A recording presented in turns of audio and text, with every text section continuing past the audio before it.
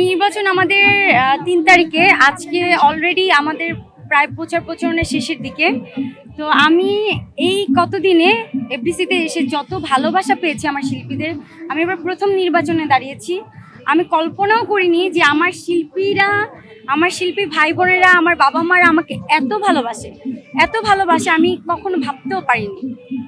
আমরা তো সবসময় শুটিংয়ে যাই, শুটিংয়ে গিয়ে একসাথে কাজ করি, সারাদিন থাকি, হয়তোবা কয়েকজনের সাথে আমাদের কাজ হয়, তারপর শুটিংয়ের পরে আমরা চলে যাই। কিন্তু এফডিসিতে এই প্রথম আমার মনে হচ্ছে যে আসলে আমি আমার পরিবার পেয়েছি।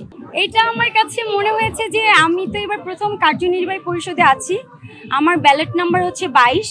তো সবাইকে মনে করিয়ে দেওয়ার জন্য যে আমার ব্যালট নাম্বার 22 এবং আমার টি শার্টটা পরে আমার প্রিয় শিল্পীরা, আমার প্রিয় বোনেরা ভাইয়ারা আমার হয়ে তারা আরো খাটবে, আমার হয়ে তারা প্রচারণা করবে, এটা আমি আনন্দ উপভোগ করব। এই জন্যই চাওয়া। আর আমার যারা ভাই বোনেরা আছে, আমার যারা শিল্পীরা আছে, যারা আমাকে সমর্থন করছে, তারা তো আমাকে অনেক ভালোবাসে। এটা তো খুবই সামান্য একটা জিনিস। এই টি শার্টটা পরলে মনে হবে যে এরা আমার সমর্থক। আমি বুঝতে পারবো যে এরা আমাকে সমর্থন করছে, আমাকে ভোট দিয়ে আমাকে জয়যুক্ত করবে। এই জন্যই তারা আমার টি শার্টটা পরে, হয়তোবা তারা আমাকে সমর্থন দেওয়ার জন্য তারা আমার টি শার্টটা পরবে।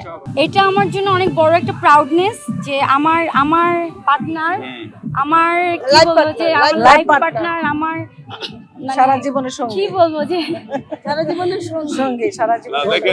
আসলে ক্যামেরার সামনে বলতে পারি না, সামনে আমি আসলে অনেক খুশি হয়েছি। পাস করবে ইনশাআল্লাহ। সবার হাজবেন্ড কিন্তু সবাইকে সাপোর্ট করে না, পরিবার থেকে কিন্তু সবার সাপোর্ট আসে না।